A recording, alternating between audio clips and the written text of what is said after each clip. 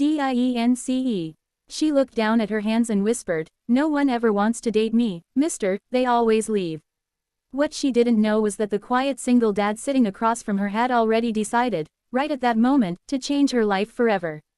But before this story breaks your heart, make sure you subscribe, because stories like this don't just entertain, they remind us that love can show up when you least expect it.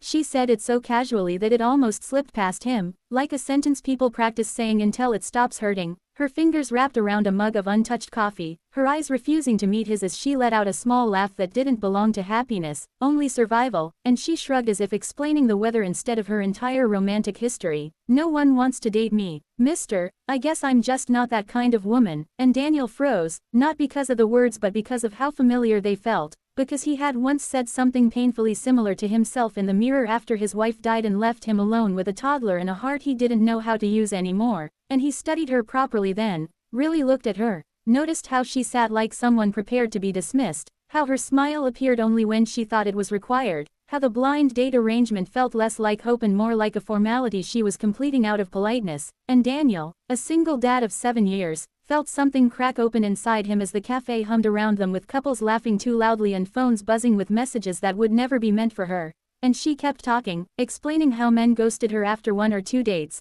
how some said she was too quiet, others said she was too serious, one even told her she'd be perfect for someone else, and she laughed again, softer this time, saying she was used to it, that rejection became easier when you expected it, and Daniel realized she wasn't asking for pity. She was warning him, preparing herself for the moment he'd politely end the date early, because that's what always happened, and when she finally looked up at him, ready to see that familiar flicker of disinterest, she didn't find it, because Daniel wasn't thinking about leaving, he was thinking about his daughter at home, about bedtime stories and packed lunches, about how loneliness didn't always scream but sometimes whispered, and he said quietly, "That's strange, because I haven't wanted to walk away even once," and her breath hitched, just slightly, as if hope had startled her, and for the first time that night, she stopped rehearsing her disappointment. What she didn't know was that Daniel hadn't dated seriously since the funeral, since standing in a black suit holding a tiny hand that kept asking when mommy would wake up, and every blind date after had felt like a betrayal, to his past, to his daughter, to the woman he once loved,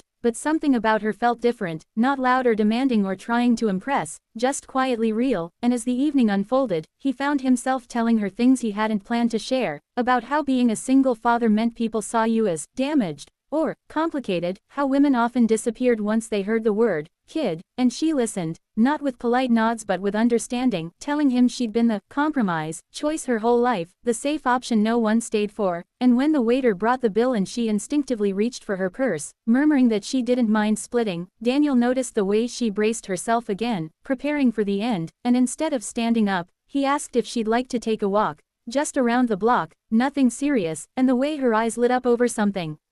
so simple nearly broke him, because she wasn't hard to please, she'd just never been chosen, and as they walked beneath soft streetlights, she confessed that she almost canceled the date, that she'd told herself not to expect anything, and Daniel stopped walking then, turned to her, and said, "Maybe that's the problem, everyone else decided who you were before you could show them," and she swallowed hard, nodding, because she'd felt that her whole life, and just when she thought this might finally be different, Daniel hesitated, guilt flooding him as his phone buzzed with a photo from the babysitter, his daughter asleep, clutching a stuffed bear, and he realized that choosing her meant reopening a door he'd kept locked for years, and fear crept in, fear that he'd hurt her the same way others had if he wasn't ready, and she mistook his silence for rejection, stepping back, already apologizing, saying it was nice to meet him and she understood, and Daniel did something he hadn't done in years. He told the truth, all of it, admitting he was scared, admitting he had a child, admitting he didn't know how to date without feeling like he was risking everything, and instead of running, she smiled softly and said,